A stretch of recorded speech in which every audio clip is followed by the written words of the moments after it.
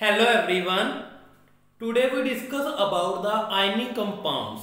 जो ionic compound है it is a सब topic of a metals and non metals. ठीक है, क्योंकि जब भी एक मेटल नॉन मेटल के साथ कंबाइन होगा तो उसमें कुछ बॉन्डिंग बनेगी. ठीक है, लाइक दो फ्रेंड ही हैं, दो फ्रेंड जब मिलते हैं तो उसमें क्या होती है फ्रेंडशिप. मतलब हम क्या देते हैं दोनों फ्रेंड हो गई हैं. मतलब दो फ्रेंड, एक फ्रेंड दूसरे फ्रेंड से मिलता है वो कहते हैं कि हम दोनों फ्रेंड होगी. ठीक है, तो इस केस में भी जो आयनिक कंपाउंड है इस केस में भी मेटल एंड नॉन मेटल में फ्रेंड बनना है दोनों ने. बट किसकी हेल्प से बनना है? चार्ज की हेल्प से. आपको पता है जो चार्ज है वो टू टाइप के चार्ज है, पॉजिटिव चार्ज और नेगेटिव चार्ज. और जो पॉजिटिव और नेगेटिव जब मिलते हैं तो उनके बीच में जो बॉन्ड बनता है उसको हम कहते हैं आयनिक कंपाउंड्स.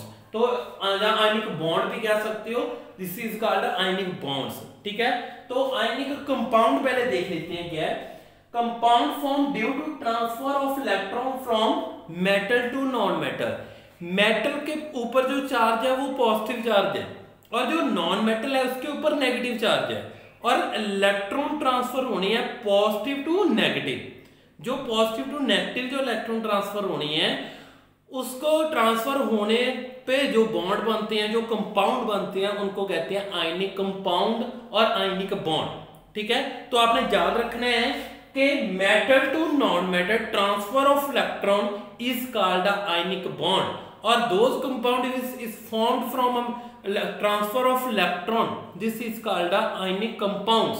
ठीक है, बॉन्ड और कंपाउंड सिमिलर ही हैं, उनके बीच में जब बॉन्ड बनता है उसको आयनिक बॉन्ड कह जाते हैं और जो पूरा कंपाउंड फॉर्म हो जाता है उसको हम कह देते हैं ionic compound. This is a definition of ionic compound, that is a transfer of electron from metal to non metal या positive to negative. This is called ionic compound. एक इसकी एग्जांपल ले लेते हैं.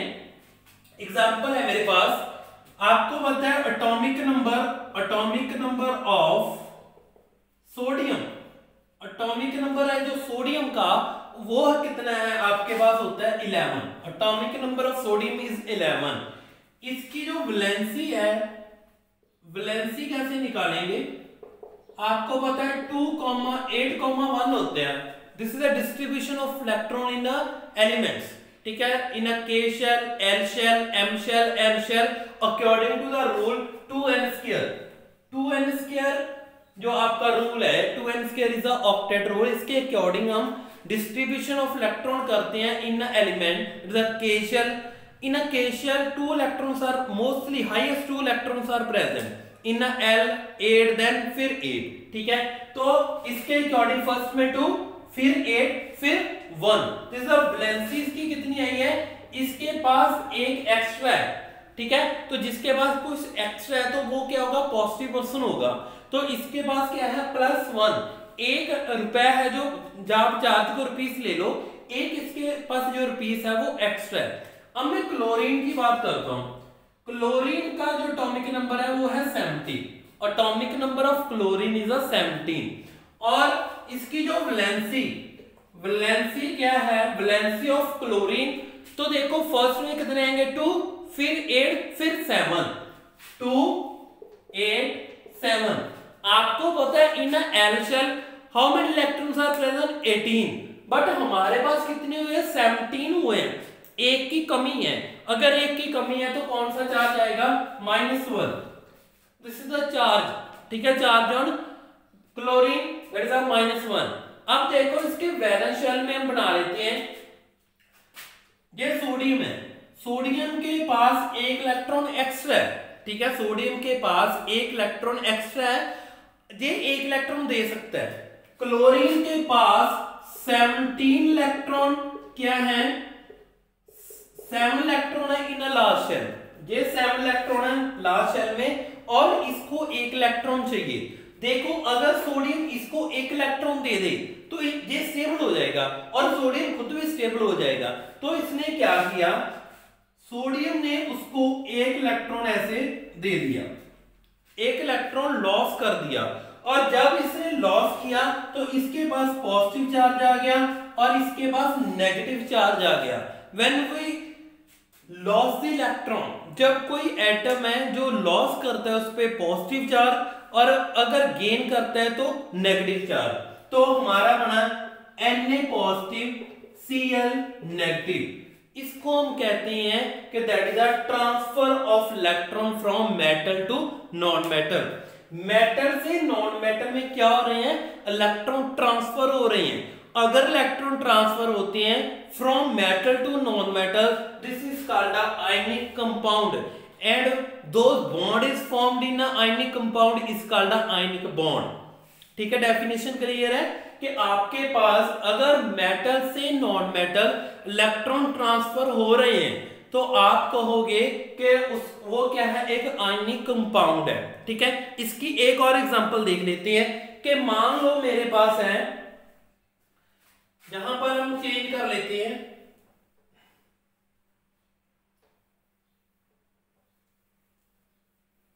यहां पर हम चेंज कर लेते हैं, एटॉमिक नंबर हम ले लेते हैं मैग्नीशियम का। ठीक है, वो भी एक मेटल है, क्लोरीन एक नॉन मेटल है। मैग्नीशियम का एटॉमिक नंबर आपको पता है कितना है, 12। Atomic number of magnesium is 12। अब देखो वैलेंसी कितनी आएगी, फिर आप खुद निकालोगे, वो कितनी आएगी 2,8,2 2,8,2। तो वैलेंसी कितनी आई है 2 पॉजिटिव। मतलब इसके पास अब 2 इलेक्ट्रॉन एक्स्ट्रा है। ठीक है, 2 इलेक्ट्रॉन एक्स्ट्रा है, इसके पास कितनी है, 1 इलेक्ट्रॉन की कमी है। तो क्या करें, अब देखो वो कहता है मेरे पास 2 इलेक्ट्रॉन पड़े हैं, वो कहता है मुझे तो 1 ही चाहिए। ठीक है, तो फिर क्या होगा, मान लो आपके पास फ्रेंड के पास कुछ पैसे है, 200 रुपए है और आपको 100 रुपीज चाहिए, तो फिर क्या करोगे, आप अपने भाई को बुलाकर लाओगे, अपने भाई को कहोगे ऐसा अगर 100 मैं रख लेता हूं 100 तू रख लेना, तो ये भी क्लोरीन अपने भाई को लेकर आ जाएगा। ठीक है, चलो भाई को लेकर आते हैं, ये रहा हमारा मैग्नीशियम।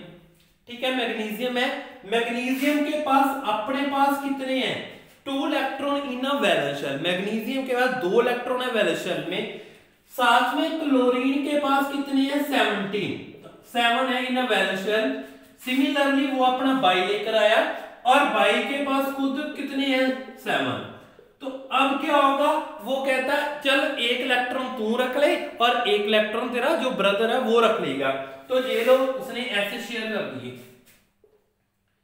1 इलेक्ट्रॉन शेयर कर दिया। ठीक है, दोनों तरफ 1-1 इलेक्ट्रॉन शेयर कर दिया। टोटल कितने शेयर किए 2, टोटल 2 शेयर किए हैं, मतलब इलेक्ट्रॉन क्या कर रहा है लॉस। तो बताओ क्या कौन सा चार्ज होगा, बिल्कुल सही सोच रहे हो, कौन सा चार्ज है, that is a positive charge. तो Mg के ऊपर क्या होगा पॉजिटिव चार्ज, Mg2 पॉजिटिव। और Cl इसने एक ही गेन किया है, इसने एक ही गेन किया है, तो Cl नेगेटिव। इसने क्या किए, एक ही इलेक्ट्रॉन गेन किया, इस पे भी नेगेटिव। तो हम क्या लिख सकते हैं Mg, ठीक है, उसके बाद Cl2 राइट करोगे आप। क्यों करोगे, क्योंकि हमारे पास क्लोरीन कितनी है 2।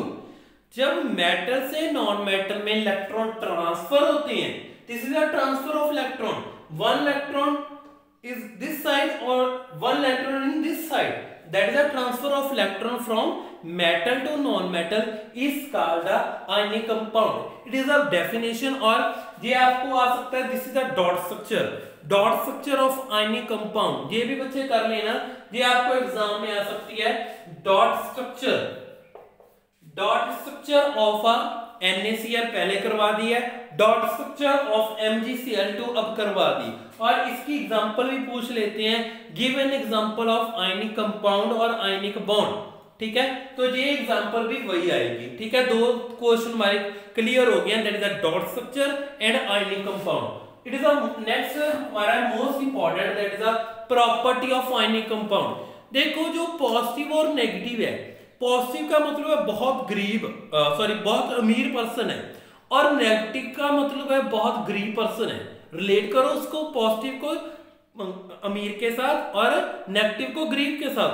जब दोनों की बॉन्डिंग होगी, पॉजिटिव एंड नेगेटिव दोनों मिलेंगे, क्या होंगे, एक स्ट्रॉन्ग बॉन्ड बनेगा दोनों में। दोनों कह देते हैं कि बिल्कुल उनको हिला नहीं सकते हम, उसकी फ्रेंडशिप को तोड़ नहीं सकते। तो ये क्या है, हार्ड एंड सॉलिड। ठीक है, तो आयनिक कंपाउंड है, ये बहुत हार्ड होते हैं और बहुत सॉलिड होते हैं, मतलब सख्त है पूरी। ठीक है, ध्यान रखना आयनिक कंपाउंड क्या है, it is the bond between positive and negative ions. Positive and negative ions में बॉन्ड है और जो क्या होता है बहुत हार्ड होता है। अब देखो जो चीज हार्ड है उसको तोड़ना डिफिकल्ट है तो बहुत सारी एनर्जी चाहिए, बहुत सारा उसका मेल्टिंग पॉइंट चाहिए। तो इसके लिए इसके जो melting point and boiling point है वो क्या होती है, हाई होती है। ठीक है, तो मतलब कि इनको तोड़ना बहुत मुश्किल है क्योंकि है ही चीज बहुत सख्त है। अगर चीज सख्त है तो उनको ब्रेक करना बहुत डिफिकल्ट होगा, बहुत ज्यादा एनर्जी इनको चाहिए। ठीक है, नेक्स्ट है सॉल्युबल इन वाटर। देखो आयंस है, आयंस जो आपको पता है वाटर में क्या है, आयंस होते हैं। अगर वाटर में भी आयन है, मेटल में भी आयन है, तो आयन आयन आपस में मिक्स हो सकते हैं। This is the soluble in water. Water में क्या होते हैं, सॉल्युबल। बट आपने एक याद रखनी है कि ये इनसॉल्युबल होती है इन ईथर। यहां पर लिख देता हूं इनसॉल्युबल इन ईथर। ईथर जो आपके ऑर्गेनिक कंपाउंड है ना उनमें ये इनसॉल्युबल होती है। ये क्वेश्चन आ जाता है कि name the element which is insoluble. ठीक है, insoluble in a ionic compound that is a ether, ETHER। Ether क्या है, इनसॉल्युबल होता है। उसके बाद कंडक्ट इलेक्ट्रिसिटी आपको पता ही है कि जो जिसमें आयन होंगे वो हमेशा जो इलेक्ट्रिसिटी को कंडक्ट करेगा। इसके साथ ही क्वेश्चन आ जाता है कि why NaCl is conduct electricity, why H2O is conduct electricity। ये इलेक्ट्रिसिटी को कंडक्ट क्यों करते हैं? जब भी आपको वर्ड आया कंडक्ट इलेक्ट्रिसिटी आप क्या कहोगे, प्रेजेंस ऑफ आयंस।